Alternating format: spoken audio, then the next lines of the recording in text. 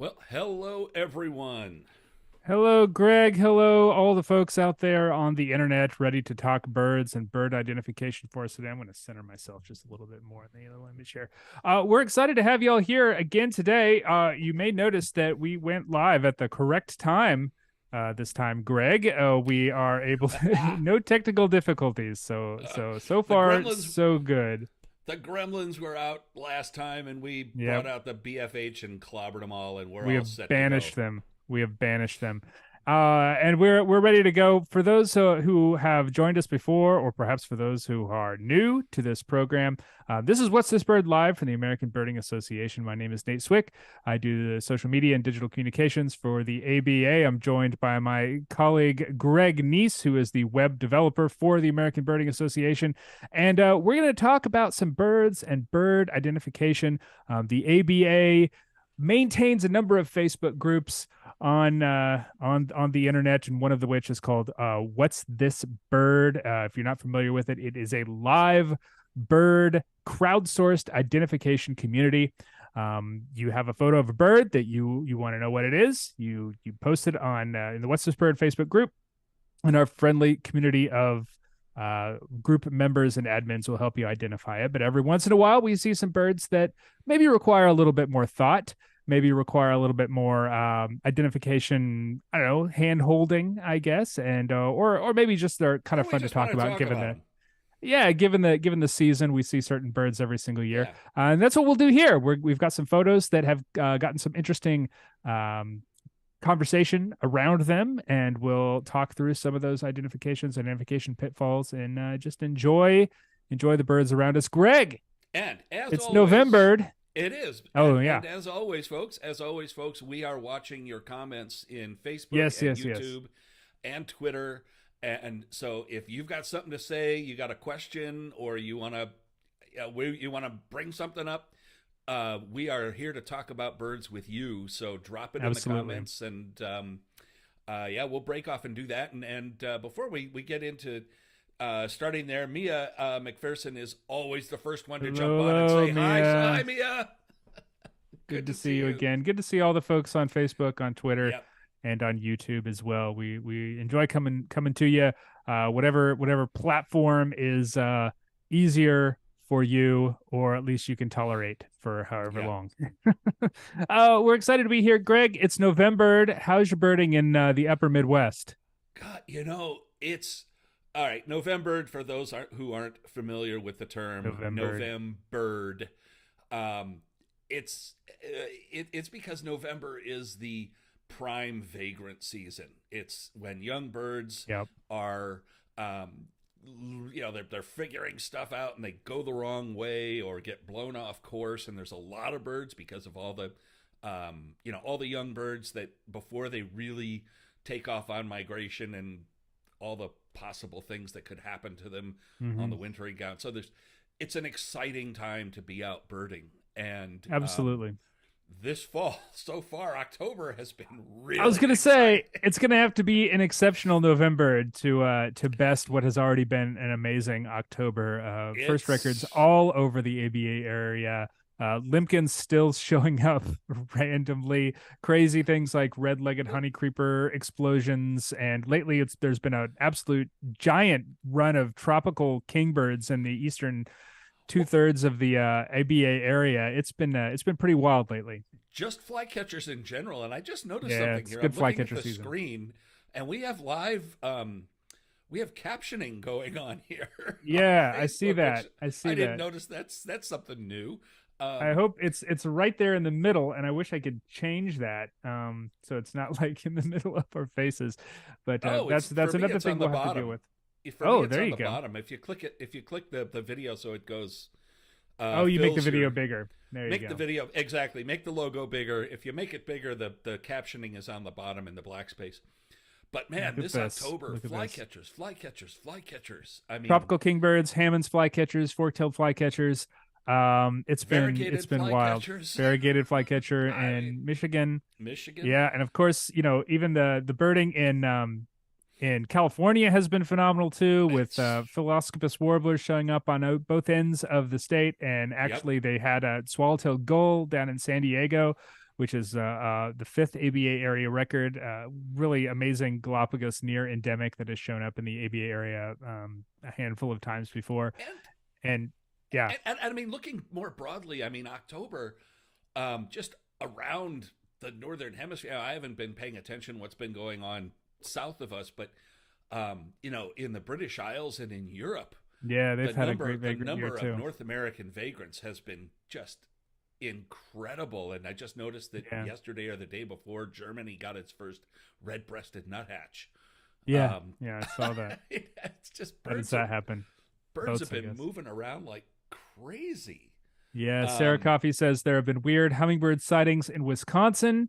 Yeah, 'tis the season. This is when the weird hummingbirds start showing up. There have been a handful of those. Usually those kind of start really peaking towards the end of the month into December, but there have been Anna's hummingbirds. There was one in Kansas, one in North Dakota, first record in North Dakota. We just had a Mexican violet deer in Wisconsin. Yeah. I mean, it's been a really exciting month of October. We're just starting November. It's starting out, at least here in the Great Lakes, we're starting out with warm, wet winds from the south, and who knows what that's gonna do. I mean, I had to bring plants inside 3 weeks ago because of hard freezes, and now it's 72 degrees and raining. We had a hard freeze too a couple weeks ago, and it's all foggy now, which means that it's the ground is warm and the air is cold, so it's an interesting time of year. And to make things even weirder, we just had our first reports of evening grosbeak on the Outer Banks. Oh wow! Well, the winter. Okay, that's a story that is just starting to unfold right now. Yeah, there's one in the Panhandle of Texas last week, and two at a feeder in the Outer Banks of North Carolina this week, just today. Actually, grosbeaks this year. I'm just gonna guess that the spruce budworms had another fantastic year, because there's evening grosbeaks all over the place, and there's also which is interesting because the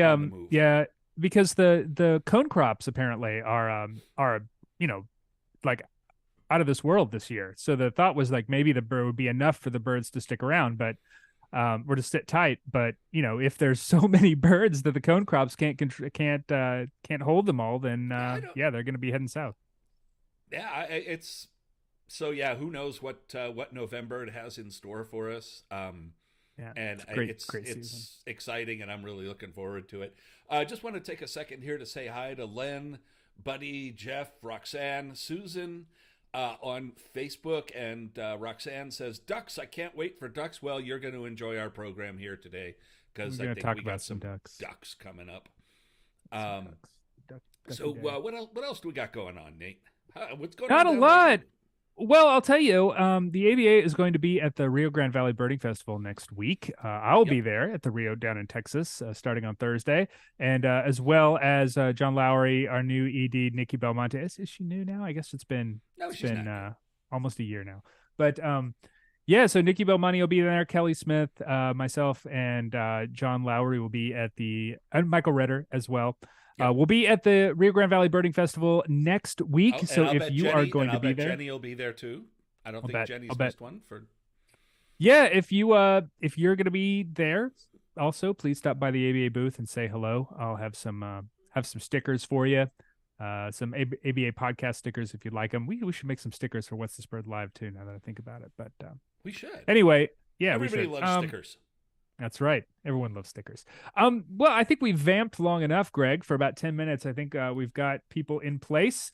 And Bill Rowe on YouTube says Missouri is up to 13 limpkins now, and their first was in April. That is absolutely bonkers. Okay, we're gonna vamp for an extra little second or two here. The limpkin. Because I know Iowa got their fifth. Missouri 13. That is unbelievable. In the last year and a half, it's gotten to the point where it's like, it's another limpkin. It's like, it's just nuts. That's nuts. Yeah. We don't really care about limpkins anymore. How could a bird go from a first state record to no longer being considered by state bird record committees in like literally 6 months? Yeah. That's more than we've had in North Carolina. We've only had about 15 in North Carolina total ever. I think Yeah, I think we've had 5 or 6 in Illinois so far. Yeah, Yeah, it's go crazy. figure. What a year. What a world. All Um, right. Well, all right, let's yeah, dump in. let's Let's start jump talking birds, into folks. some pictures here. Um, our first one comes from Florida, Lake and Apopka. it's a Love Lake Apopka. Great birding cute site. little brown burb. Yeah, is this a burb or a borb? Greg, I the think this jury is is a still out burb. on It's not that. quite. Yeah, It's right. not quite round enough to be a All right. borb. Fair enough. It's a burb. Looks like, knowing what I know of Lake Apopka, it's this beautiful kind of large lake in central Florida that has these expansive marshes around, especially on the northeast side of it. Really great place to go birding if you're ever in that area. Though the operation hours are sometimes kind of wonky. I know I picked them wrong and drove in all the way up there, only to be turned away at the gate. But in any case, my logistical problems notwithstanding, let's talk about this bird. We've got a round bird with a relatively short tail, kind of cocked up. Looks like it's kind of cocked up there. It's got a Yeah, very thin, decurved bill. It's kind of all kind of a brown, short bill. kind of a short bill, but very thin, and all the same. Um, Round, streaky, brown. I think we can pretty safely say that this bird is a wren, Yeah, one of our North and American wrens. and one thing, like among our birds here in the ABA area, there's very few birds, passerines, that is, perching birds, songbirds, Mm-hmm. that have barred tails, and we can see the barred tail on this bird in the shadow. Yeah, absolutely. And they're almost all wrens. There's only Mm-hmm. a couple of other birds that have a barred tail that are not wrens. So yeah, I mean that and the overall just look of this bird, Yeah. it's a wren. It's a wren. So It's a wren, yeah. So when we're talking about wrens, there are, Florida has quite a few potential candidates. Carolina, house wren, winter wren might be down there. That's a little early for them. Um, Marsh and sedge, the two, you know, marshland wrens, and I mhm, think, yeah, if it's got a lot of streaking on the back, that means it's going to be either a marsh wren or a sedge wren, because House or Carolina don't have that kind of pattern on the back of correct. the bird. Yeah. That And is so that is from correct. And what the other thing we notice here is kind of the overall buffy color. And mhm, that might some people might say, oh, a Carolina wren has it does, but as Nate just pointed out, it does. the streaks on the back No streaks on the back. They've eliminate got kind of Carolina wren. spots, little tiny spots on the back Eh, sometimes, but not Yeah, streaks. and Carolina wren has a big long bill. It Um, does. It it also does. has a very bold supercilium or eyebrow Hmm. stripe. Yeah. This one does look like it has a little bit of an eyebrow, but it's kind of a Little bit, buffy, indistinct a little eyebrow. bit. So if we're talking about the two water wrens, marsh and sedge, which used to be called what was it? Short-billed marsh wren and long-billed marsh wren. Exactly, which is why I said Wait, it's got kind of a short bill. that's right. Yeah. So short-billed marsh wren and long-billed marsh wren became marsh wren and sedge wren. Much better names, if you ask me. I agree. Um, so when I think of a marsh wren, I think of a bird that does tend to have that kind of Carolina wren-esque, very bold eyebrow. They tend to have a very dark chestnut cap. They have a bold eyebrow and a very distinct pattern on the face. This bird doesn't seem to have that. And marsh wren tends to be kind of more rufous and, kind of a bay rufous reddy brown color. When Yeah. I see a little tiny wren futzing around in the reeds, and it's got that kind of golden buffy tan color, I immediately go to sedge wren. Yeah. And yeah, the bill length, with a little bit of yellow at the base and the overall buffy color and the kind of plain face, Mm-hmm. um, that's all sedge wren. If we could see this bird, um, in life, sedge wrens, they look like little, um, animated wind up toys that have been wound up Mm-hmm. too much. They bob and bounce, and Oh, they're very active. Yeah. they're very active, whereas marsh wrens tend to skulk, a Mm-hmm. little more like Carolina wrens. That they're skulky. They don't. Marsh wrens get or sedge wrens kind of get in your face a little bit, like this They guy's can. doing. Yeah. Um, Sidrins are really interesting too because you find them in sort of different places. Well, I mean, there's a significant amount of overlap with Martian Sidrin, as you might expect with birds that are found in that sort of habitat. But when I see marsh wrens, I typically see them in things like cattails, kind of tall, yes, grassy, tall, marshy, reed sort of areas. Whereas a Sidrin can be there, but they can also be in wet meadows, sure. pasture, anywhere where there is sort of kind of that fescue kind of light colored grass that doesn't get quite as tall as the stuff you see the marsh wren in.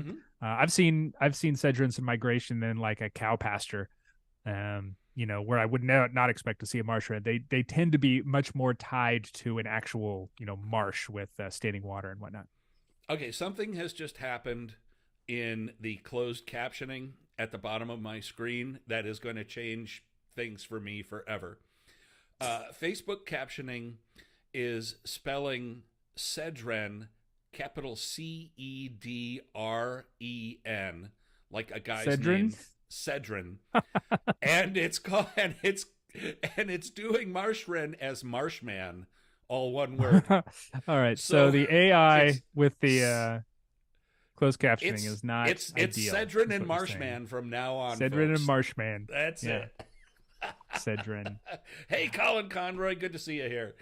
Yeah, good to see you back, our friend from Ireland. Yeah. Yeah, small bill, plain face, as pointed out by some of the commenters in YouTube. No worries, Solamente V's who guessed marsh wren. Easy mistake to make. In fact, they were yeah, it's an easy mistake to make when you see this bird. But that kind of buffy tan, that always says sedge wren to me. And marsh wren seems It kind of does. grayer and browner, kind of like a swamp sparrow, but in a Mm-hmm. wren body almost. Mm-hmm. And it's what's interesting about that is the basic color pattern is really similar. Like if you hit the bird's face, Mm-hmm. um, the overall color pattern is England, really sorry, Colin. similar to the marsh sparrows like LeConte and sharp-tailed, like the Nelsons and so on, with Yeah, the dark and white streak back and the overall kind of buffy color. yeah, Um, yeah, yep, absolutely. And you'll see them in similar places too. Funnily you enough, will. marsh wren Yep. and swamp sparrow. Colin says he's in I should say England, not marshman. Ireland. Yeah, my mistake. Sorry about that. We were talking about all the crazy vagrants that have shown up in the UK this year, Yeah. both in England and Ireland, I should say. Yeah, and if In quite a if year. you guys ever need to get your fill of Blackburnian warblers, I can hook you up here in Chicago. They've been going both Uh, directions. There was one in the UK and yeah, one in Alaska this year, which was a first I state record for saw that. Alaska. So off the other way. Okay, we're gonna move on here to the Yeah, next let's move on. Let's bird, move on. and this one comes from Arkansas. This is definitely a borb. This is a Greg. borb. This is Yeah, a borb. thank you. Yeah. Um, Yeah, so another wetland bird. Not a wren this time though. Not a wren this time. I think a bird walking around in the water with a long beak and what appear to be long legs because it's standing in water and we can see that the Sure. legs are Yeah. half underwater. I think we could pretty much go straight to sandpipers and their allies here. Absolutely. I don't think there's a whole lot of confusion about what No. group of birds this one belongs to. But there's a few that are shaped like this with the extremely long bill. Yeah, the extremely long bill, the sort of big round body. In North America, there are four commonly occurring birds that kind of share this rough body shape: Mm-hmm. American woodcock, Wilson snipe, and our two dowitchers. So you know what? Let's take a look at those. Yeah. So Although this is not a dowitcher, this is a stilt sandpiper. Maybe we should, or is it a dowitcher? that's That's a a dowitcher. dowitcher. Oh, it's a very stilt sandpiper looking dowitcher. It is. It is. But the bills. And once you look at it for another You're second, the bill. the Once you bill's look at too the bill, long. yeah, exactly, The bill's exactly. too long. So the bird in question down here is in the front, and then there's two similar species behind it there. And the thing that I noticed first about the bird in front, which is the one in question, is the face pattern. It's got this Yeah, almost real distinct harlequin-like, face really pattern. busy face pattern. Hmm. Yeah, and woodcock, I think we can kind of throw out just by the fact that the bird is kind of waiting out in the middle, what appears to be the middle of a wet area. I've never seen a woodcock actually on the shore. That is a forest No. bird, a wet meadow bird. They probe, while the other kind of shorebirds probe for aquatic worms and aquatic insects. The American woodcock probes for actual earthworms in a completely different habitat. I don't think I've ever seen one out in the open like that, No, at least during the either day. have I, and I had a good chuckle when I put this together this morning. Hey, it Because would not take very much water for a woodcock to be wading waist deep in the water because no, their legs are like little tiny no, things. actually, if I did it really correctly, that woodcock would be up to his shoulder in Like, oh, water. exactly. Yeah, right. But um, if you look at these long-billed shorebirds, and if you look in the book and you Mhm. don't know the habits of American woodcock, which is the bird on the left, you'd be like, okay, is it a snipe, a woodcock, or this one or that one? So as Nate mentioned, habitat with woodcock is key. Um, Yeah. the bill shape among the really long-billed shorebirds is different because woodcock is one of our earliest migrants, and it's one of the Hmm. birds that stays the latest among this group of birds. And the bill is, look at how thick and spiky it is. I Yeah. mean, in addition to being long, but they probe in like semi-frozen ground to get Hmm. worms out. And the face pattern here, Yeah. the Not much on the woodcock. It does have that kind it's of cool, unique barred cap. That no other bird has anything like it. It's really funky looking, but exactly it's neither of the other birds have that. it's vaguely reminiscent of the bird in front, which we're just going to cut to the chase. That's a Wilson Yeah. snipe.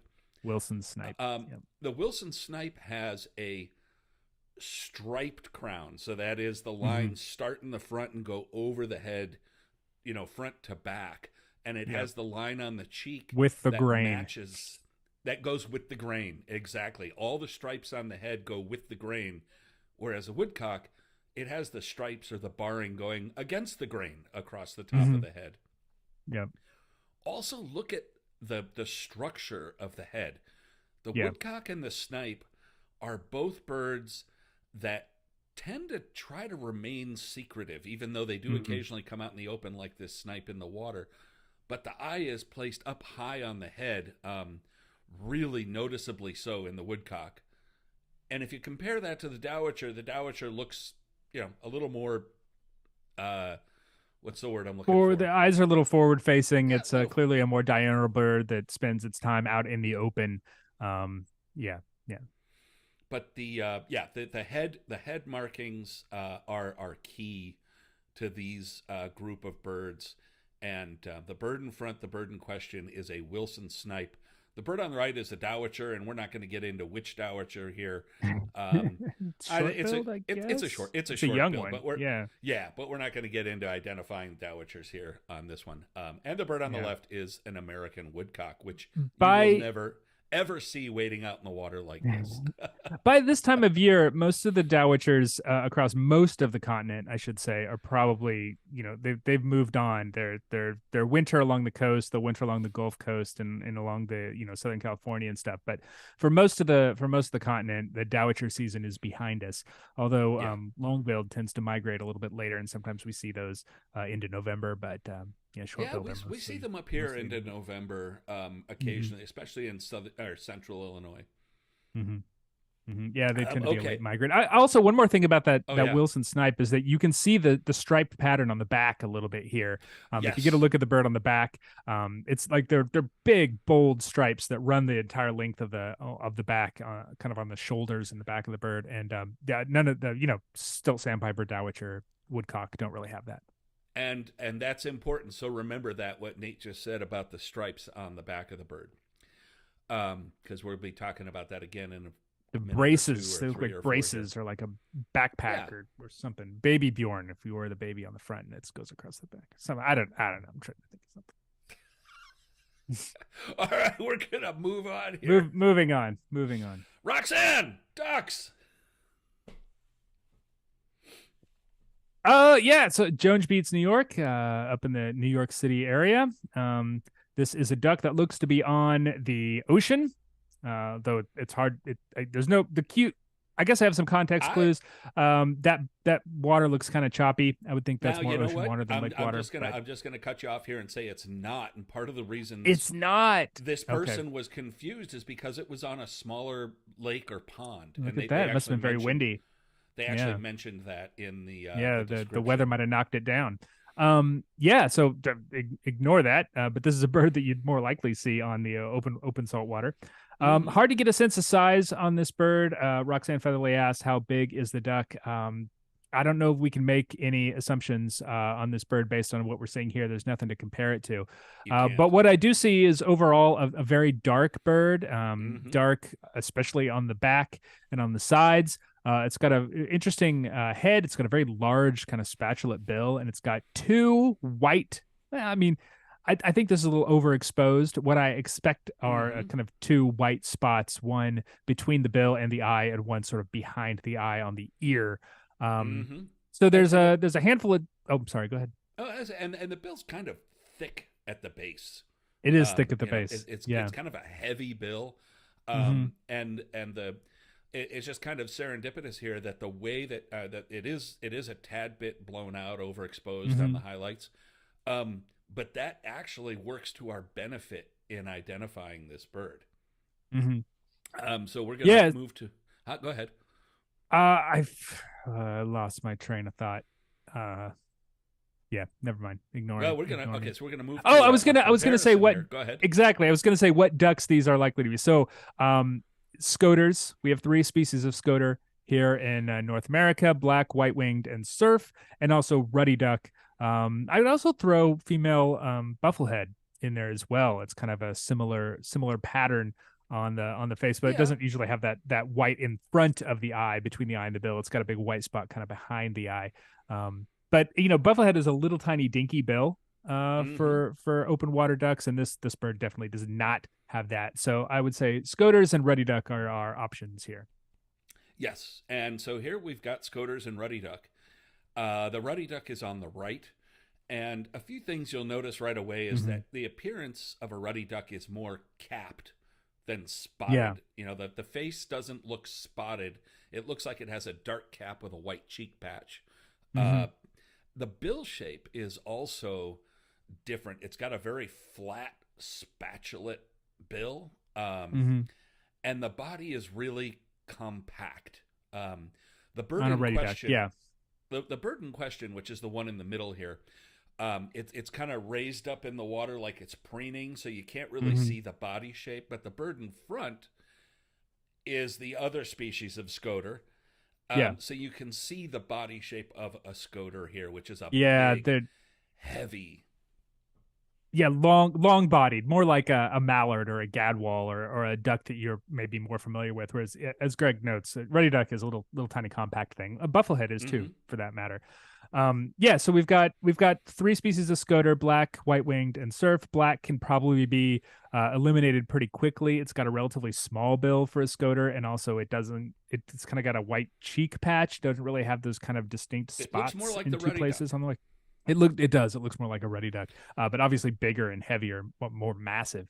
Yeah, so white winged and surf are the two we're looking for, and we've got one of each here in the front. We So the do, white winged and is going to be the bird in the front. It's kind of got like a concave bill that kind of swoops down, and the bill itself mm-hmm. is relatively narrow, top to bottom. Where this bull is big and triangular and fat. This looks like a female surf scoter, or a subadult male surf scoter Mm-hmm. to me, Greg. Female type, I should Absolutely. say.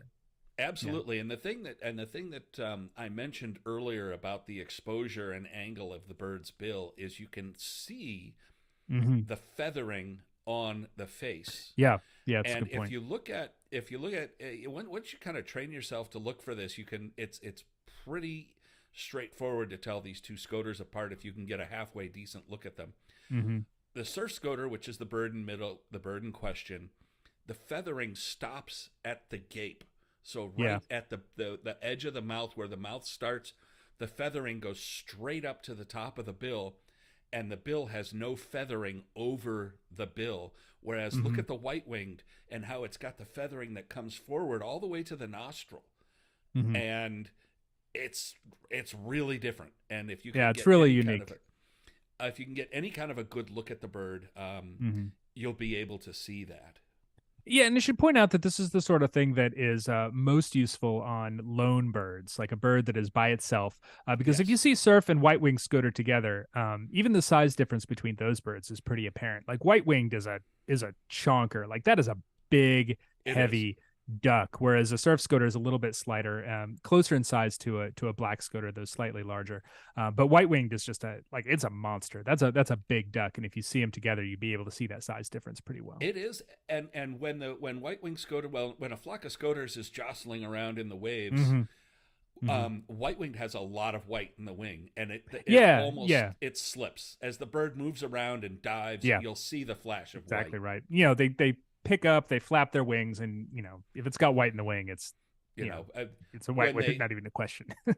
they use their wings when they swim underwater, and so when they dive in, they open their wings a little bit, and you see that Hmm. flash of white just before it Exactly. goes under.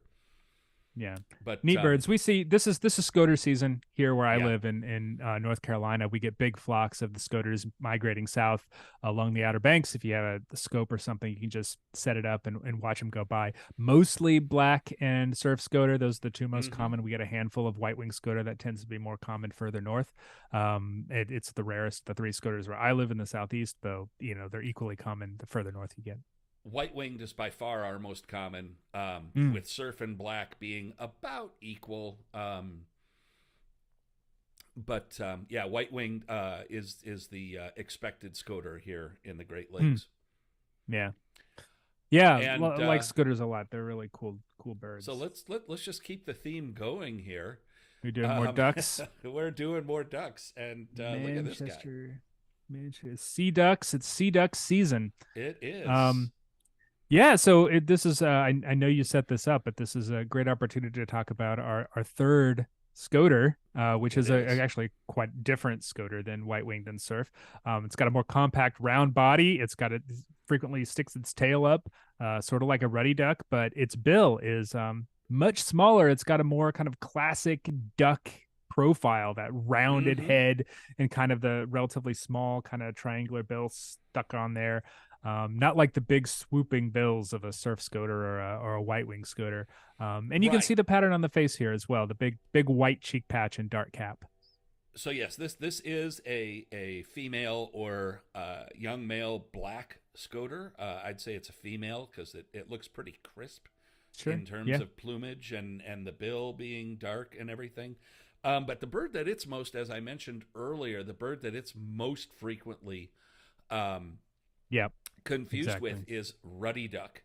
And when you see them side by side or just get familiar with them, ruddy duck is a very differently shaped bird, even though the Mm-hmm. pattern and color is very similar.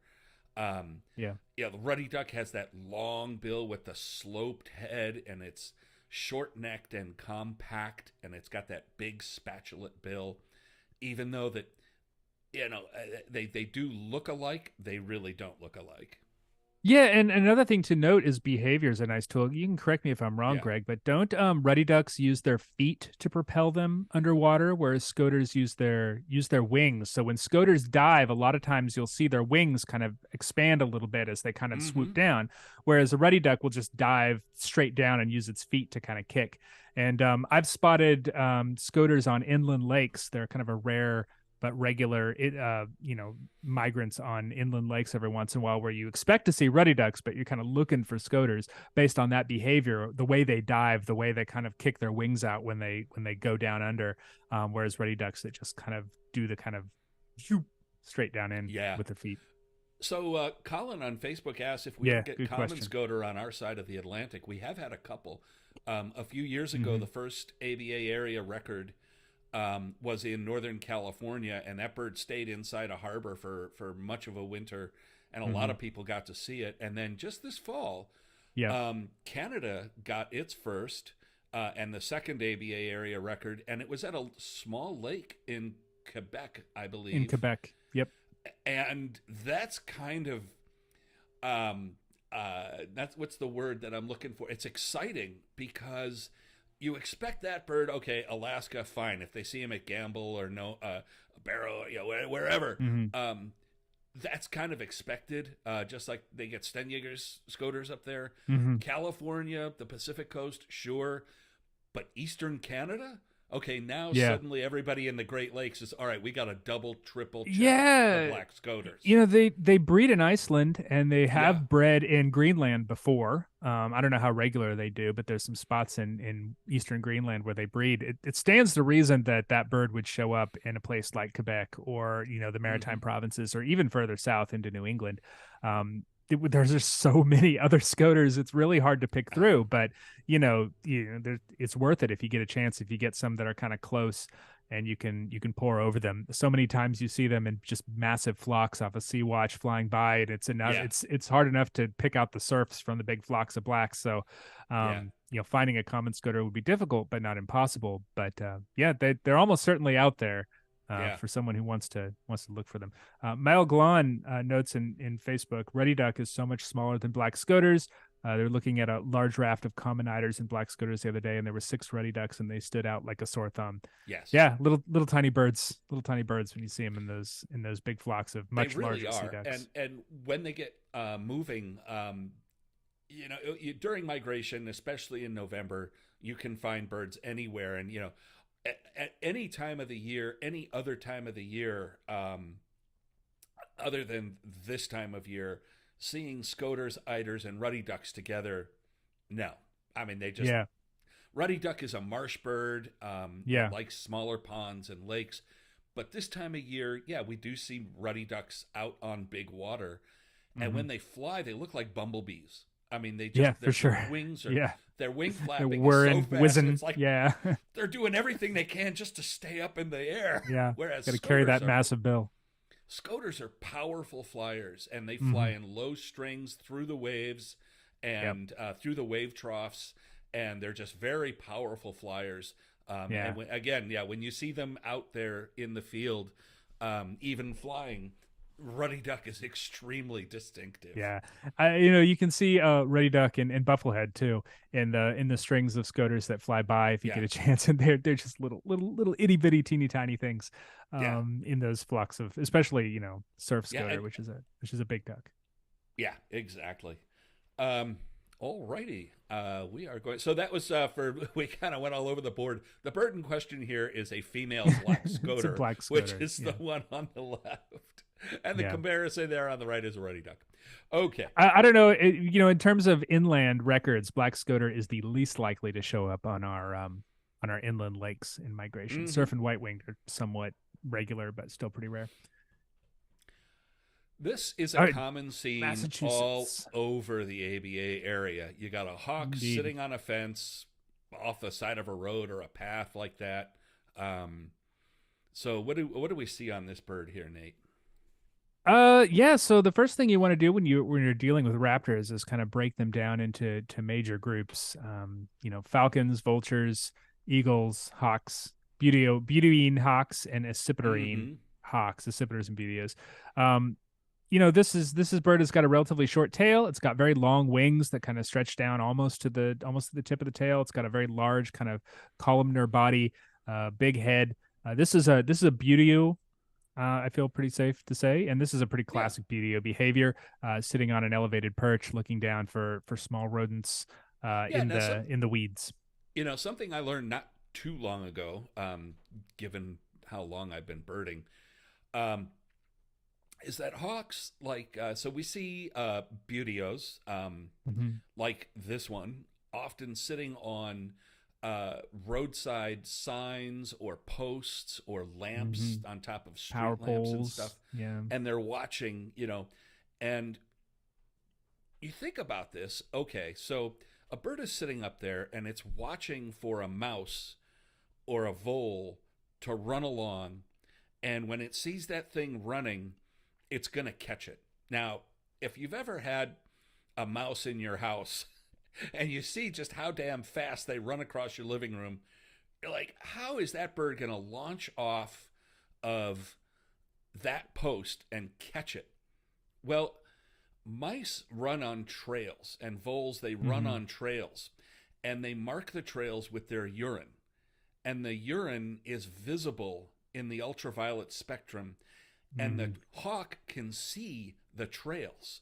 So it's watching the trail to see the mouse running along it. And as that mouse is running along, it can anticipate where it's going to Yep. be and cut it off at the pass, so to speak, which I find absolutely fascinating and amazing. Here's another cool thing about hawks that they do this. They actually have a dimple in the back of their retina that, depending on how they turn their head and their eye, allows them to see magnified. So they actually have like a binocular in their eye that allows them to, based on how they turn their head. It's almost like a, bifocals or something. You It's know like how that. when It's you like look that through the awesome. bifocals. It's like that awesome new Olympus lens with the built-in teleconverter. There you go.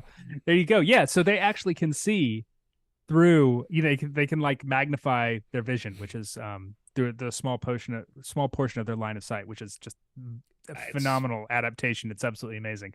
Which is why you see hawks kind of doing that thing where they kind of turn their head this way and yeah, that. They're kind of trying to put that dimple on what they're looking at, so they can find that. Anyway, we could talk about hawk adaptations all day long. Let's talk about the identification of this hawk.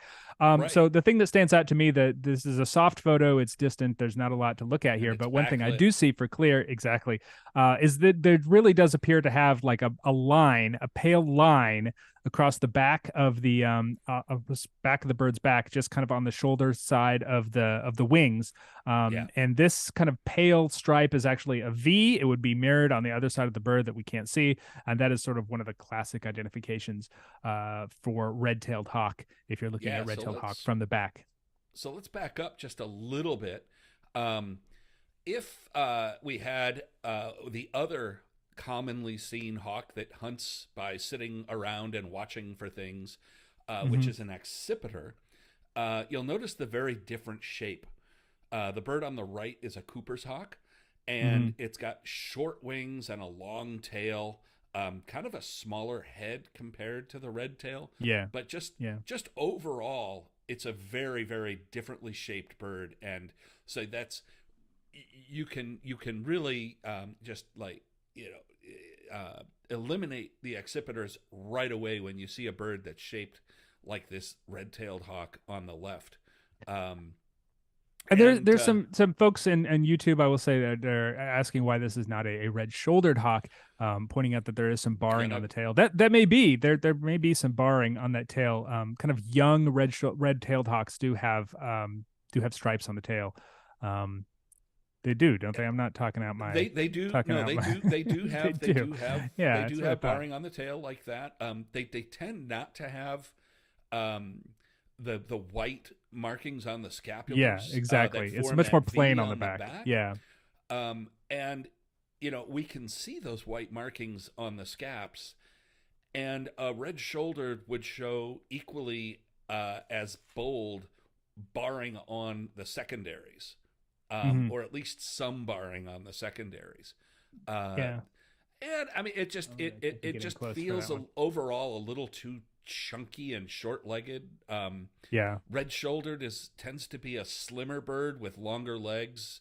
That's Um, that's another thing that stands out to me. Yeah, it's and the folks that said it might be red-shouldered actually called it as red-tailed hawk early on. So yeah, go with your gut. I think your gut is actually a really great tool for this sort of thing. If it feels like a red-tailed hawk, it a lot of times it is, and also this sort of feels like a red-tailed hawk for the reasons that you say, Greg. The kind of the kind of big it's just chunky kind body, of and yeah. blocky and thick.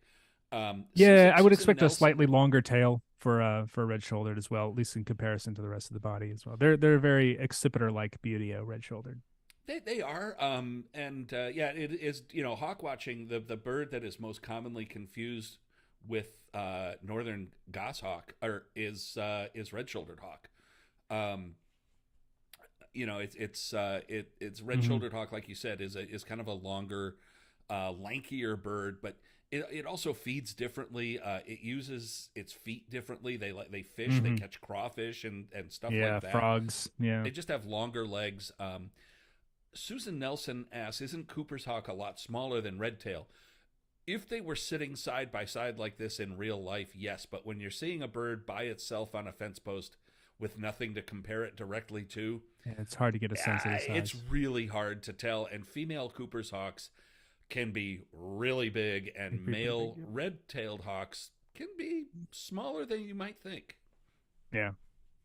Yep, for sure. Red-tailed hawk, one of our most common raptors across the entirety of North America. I think it's one of the few birds that's found in all 50 states and probably all the Canadian provinces and territories as well. And all the way down to the tip of South America, I believe. Yeah, that is a wide-ranging bird. That and great horned owl. Yeah, actually, they just split the great horned owls. Oh, did they really? The South American ones are lesser horned owls now, according to eBird. I don't know. Yeah. Creative names, huh? Yeah. Oh boy. Okay. Well, which means that shouldn't our horned owls be greater horned owls? Greatest. If there's a lesser horned owl, I think greatest. It should be greatest. We know they're the greatest. Yeah. That's got to be one of the eagle owls. That's true. Yeah, I mean, back, so... Not Hawaii. Yes, thank you, Jim Neitzel. Not Hawaii. That's right. That's true. They have their own beauty that does more or less the same thing. Okay, we're going to push on here. And this is a fun picture here. There's a lot going on. Yeah, so, late season mudflat. We've got some shorebirds, three of them there. Two of them. I see four. Of two species. Is there one kind of behind the flying bird too? Yeah, I see four birds. I wasn't sure whether that was three species. All right, so let's do with the ones that there are two of here. The bird that is flying and the bird on the left of the right. Okay, so all right, let's go from right to left. That first bird with the brown all over and the white belly and what appears to be a black mark on the neck and something around the eye is a killdeer. A white good collar. Old killdeer, yeah. White collar killdeer, big old plover found on all mudflats across the continent from time immemorial. Moving on, let's.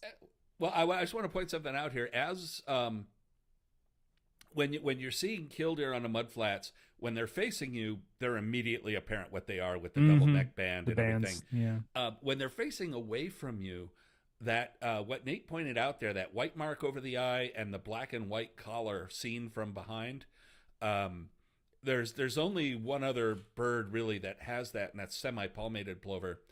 And we can eliminate semi-palmated plover by the leg color. And by how long the legs are. Semi-palmated plover is a squat little guy. Killdeer is kind of leggy.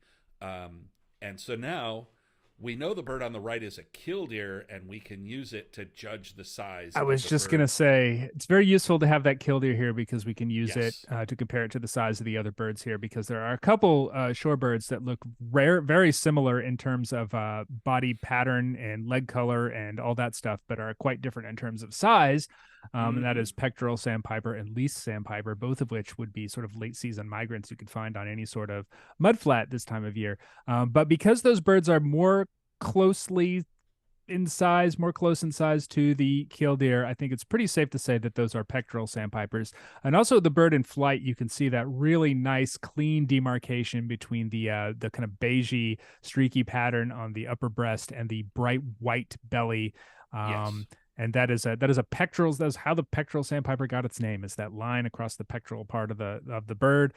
So I think, yellow pale legs, streaks on the back. And at least sandpiper, they kind of crouch when they're on there too, and the head would be bigger in comparison to the size of the body too. So this all kind of leading me to a pectoral sandpiper on these two birds. Exactly, and getting back to what we started off talking about with comparing it to a killdeer, if it were a least sandpiper, it would be easily able to run between the legs of it was just you would be like it would be would not even reach the belly of the killdeer. Exactly. Now but under the flying pectoral sandpiper, there's another bird hidden back there, and we can't see very much of it. But if we remember back to our first shorebird, nice throwback, Greg. Nate mentioned the striped back, and here you can Hmm. see that striped back really well. And the It face stands, pattern, and the face pattern. You've very got that bold striped pattern on the face face. with the eye high up on the head. Hmm. The long bill is implied, but I mean you can see half of it, so you can tell the bill is not It's short. pretty big. Um, Yeah. and so yeah, all of that with the stripes on the back and that Harlequin face pattern, as Mia points out, all lead to Wilson's snipe. And And yeah, this is exactly how I see Wilson snipe this time of year. They're exact. usually on these kind of mud flats with a fair bit of vegetation kind of clinging on. They're Mm-hmm. tucked in the back, they're hiding, they're crouched down, they don't move a lot. That's how you'll find them. Yeah, and early in the morning or late in the afternoon, but particularly Hmm. late in the afternoon, Yeah. they'll come out of the vegetation and come out to the edges and do that sewing machine feeding that they do. Yeah. Um, Yep. okay, Yep. so we have Wilson 4 for Snipe in the 4. back. We have Wilson Snipe in the back. We've got a flying pectoral sandpiper over it. We've got a running pectoral sandpiper to the right, and then a killdeer just standing there minding his own business. The killdeers never mind their own business, Greg. No, That they killdeer don't. is preparing to scream its head off as soon and scare everything else off It is. in very short order. And I think we got our last birds to talk about here. Yeah, Oh man. You know, when I first looked at this photo and I was scanning through the file that you sent me, I thought that this was one of your composites. Greg. That's probably a statement as to how, nice those composites are. I thought thanks, this man. was one of them because you had a lot of composites in this program.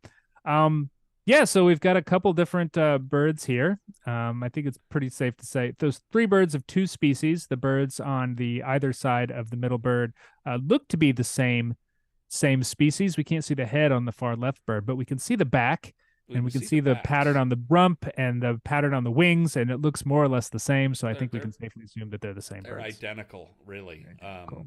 Yep. And you know the what we can see of the two birds in the center there is the bill shape, and Yep. the bill shape here is key because it's kind of thick, it's kind of pointed, it's kind of conical, but it's not. And the birds are kind of streaky and brown and stripy. Hmm. So you know if you started looking at things like sparrows and stuff like that, we wouldn't Yeah. think poorly of you because you know that's the bird on the right is most frequently mistaken for a sparrow in plumages Yeah, like people this. see a brown streaky thing and they immediately, 95% of the time you're probably right to think sparrows, but this Well, it's is got the bill's kind of chunky, you know. I yeah, mean, it is thick-based, yeah. um, and there are sparrows like the Nelson sparrow and Lecontes that do have thin kind of conical bills like this, but look very different from this bird. Hmm. So the other birds that have bills shaped like this are the icterids, blackbirds, Yep. um, and the two on the framing the bird in the center are I would call those females. Would you say Yeah. those are Yeah, females? I'm fine with Of that. one of the most Usually in a common young birds of male, the ABA there'll be area. a little bit of black mixed in there. They'll be kind of mottled, but there would definitely be more black.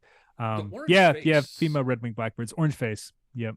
Yep. So you know once you get familiar with the common birds around you, you will be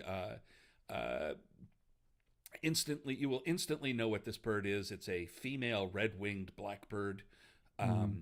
and red-winged blackbirds are extremely variable because the males start out looking like this and then generally come in or gradually, sorry, come into the plumage that we all know as red-winged blackbird. But they have it's just this amazing intricate pattern as that Mm-hmm. process takes place, and the buffy edges wear off the black feathers, and they can really look like they're spectacular. I think. Mm-hmm. I mean, I think a fresh male red-winged blackbird that's not in breeding plumage is is really an amazing looking bird. Yeah, Um, the blackbirds in general are sort of underrated. The black is, they call them blackbirds, but they're these wonderful kind of glossy purple and bronze and all sorts of mhm. really wonderful colors kind of mixed in there. Um, But these are obviously not birds like that. These are kind of the brown streaky ones. So we've identified those two birds on either side as female red-winged blackbirds. What about the middle bird? Yeah. Structurally, it's very similar. The bill is not Nope. quite as thick at the base, but it does have kind of a longer, pointed, dark bill. You're going to find this bird probably around the same places you find the red-winged blackbird. Hmm. A little bit bigger, a little bit longer tail, but that kind of mask pattern is very distinctive on this bird. And And the in this, in glaring fact, is yellow the eye. glaring yellow eye. Yeah, for sure. This is one of our great birds of the southeast, and the boreal as well, but they winter in the Yeah. southeast. Rusty blackbird. Yeah. This is the And rusty of the rusty. yeah, Well, and I they guess it's have, not. this is such a November scene for us because Mm, the hmm. blackbirds travel in huge flocks and they get out in the farm fields and stuff. And as you drive by and stop the car, they all fly up in the tops of the trees. Or Hmm. as you're driving by, they're day migrants, so they stop in the tops of trees as they're moving along. And so you'll see these mixed flocks of blackbirds up in the treetops, and get to know their calls because a rusty has a very distinctive call, and you can just listen and you'll know that there's rusties up there because they like to make noise. But the yellow eye Yeah. eliminates everything except grackle and rusty blackbird. Brewer's Hmm. blackbird has a dark eye. It also doesn't show as much pattern as this bird does. And correct me if I'm wrong there, but it would be a pretty Brewer's blackbird would be a pretty darn good bird in Virginia. Uh, Annual but rare, like one of those Yeah, birds that you would be excited to see, and yeah, frequently found in completely different habitats. And this is just my sort of southeast birding talking here. It may be slightly different in other places, but I see rusty blackbirds in marshes and wet forests, around retention ponds that people yep. make to get the water out of various from going into where they're going to develop, that sort of places. Whereas a brewer's blackbird, cow past like a muddy cow Mm-hmm. corral, the places where they feed cattle and stuff. That's usually where I'm going to find a brewer's blackbird. It doesn't tend to show that mask as No, much, and it's a lot grayer. it is. They're a lot more like a grackle. Like they kind of walk around with their tail kind of popped up and kind of Mm-hmm. strutting around like grackles do. But yeah, I wouldn't necessarily expect to see. When, of course, the funny thing is you see red-winged blackbirds in both kind of habitats. You'll see them in sort of the wet meadows and the kind of muddy cattle corral Yeah, sort of places where you'd find brewer's blackbirds. So red-winged blackbirds are going to be with both, but the and rusty and and the as I brewers are usually not together. Yeah, well, and during migration, you find the big flocks, and I mean, Hmm. many times this time of year, you come Yeah, across a flock of 500 blackbirds, and they're mostly grackles and redwings. There'll be a little yeah. pocket of rusties Some that kind of cowbirds tend in to there too. Yeah. and cowbirds, and they kind of stay to themselves. The rusties do, and the Yeah, for brewers will sure. just be walking around out there. Yep. And the brewers are definitely grayer, like you said. They're a lighter Hmm. charcoalish gray, and they have dark eyes. Yeah. Um, and that masked pattern that Nate mentioned really holds true for both male and female Hmm. throughout most of the year. There's only a small amount of time where the male rusty blackbird um, is completely glossy black and doesn't Yeah. show this black mask, and the rest of the year it it shows that It's rusty. it Yeah. shows that masked kind of appearance. Yeah, I've only ever seen the kind of glossy rusty blackbird maybe one or two times where I Yeah, live down here. They're usually gone by the time that because as you say, it's wearing off. That rusty pattern, that rust color is the feather edges, and that wears off as the bird right. kind of moves into its breeding plumage. And by the time that really starts wearing to the point that the bird is all black, the birds are half almost all the way back to their breeding. I They're mean, up they in the time it pretty boreal perfectly. forest, Exactly, and you don't and see that very often. Yeah. and then by the time they come back, they've molted and they're in fresh plumage again. Yeah. And Yeah, and Kathleen another thing Moore. to note. Oh, No, go ahead. Go yeah. ahead. What are you gonna I was note? gonna say I was gonna talk about grackles a little bit too, because you see grackles in there too. And for a grackle, the tail is actually quite different. It's a useful thing to look at because It grackles have is. that very distinctly big keel-shaped tail that's kind of like a big old wedge. A lot of Mm-hmm. times when you see grackles flying, early on, I had someone describe them to me as ducks flying backwards, because a duck has a short Yeah. tail and a very long front end, whereas grackles have that a little little, relatively small bill and a big old long tail that's like a big old keel. Hmm. Whereas these blackbirds don't have that at all. It's much more normal. It doesn't have that kind of distinctive V shape if you see it from behind. It's not nearly as big, and so it gives the bird a completely different shape. And grackle has a just a bigger bill. Both, Hmm. all Yeah, species all the of grackle grackles. that we Yep. have here in the ABA area have larger bills, and are just substantially larger birds. Hmm. And Yeah, and the grackles tend to stand out. Yeah. Kathleen Ward says that she saw her first rusty blackbird the other day on Staten Island. It's always a cool bird to see. They Yeah. are one of the birds, the boreal birds, like so many boreal species that are kind of in trouble.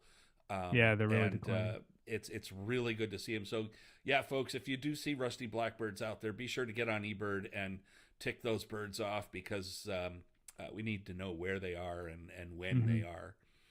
Stephen Williams says, plus I've never been around a flock of grackles that didn't sound like they were having some sort of a party. That's true. Yeah, they're That really loud. And is, actually that's kind of a useful way to identify them. If you see like a flock of blackbirds flying past you, grackles and blackbirds are always calling. They're chick chick chick chick chick constantly calling when yeah. they fly by. Whereas a flock of, say, cowbirds, they tend to be much quieter, and they don't make a lot of noise as they fly by. Um, Yeah.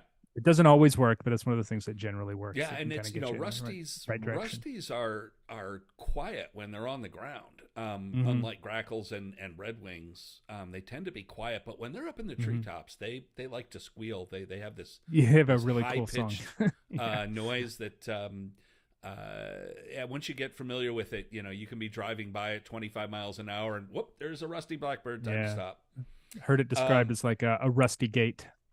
yeah, yeah. Well, not as much of a rusty gate as a yellow-headed blackbird, but yeah. Yeah. So hey, we are up on the We did it. hour. Wow. We did it. We did it, folks. And It's nothing we've broke, done it. nothing Nothing exploded or broke. We blew did up the in our whole thing. You got the face. whole thing. Before we go, I do want to say, if you're going to be at the Rio Grande Valley Birding Festival next week, please come by and say hello.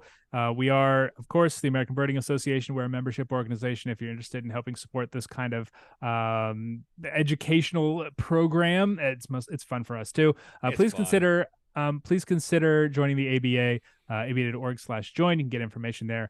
You can be an e-membership. You can be a full membership. You can get our paper magazines. You get a lot of really cool stuff when you join the American Birding Association, in addition to helping to support this sort of outreach activity.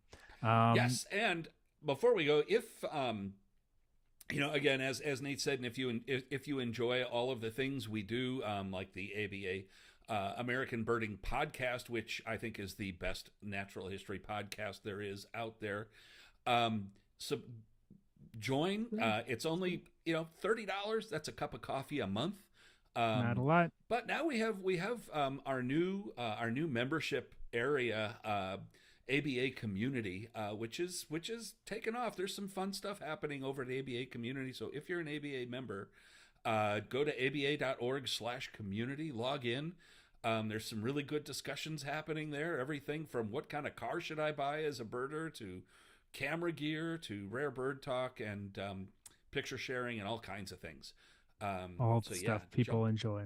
on in. Yeah, so we'll be back in a couple weeks. Please sign up to our newsletter to be kept abreast on when we will be doing this next. I suspect it'll be in 2 weeks, but is that Thanksgiving? I can't remember. That might I don't know. throw a wrench into the whole thing.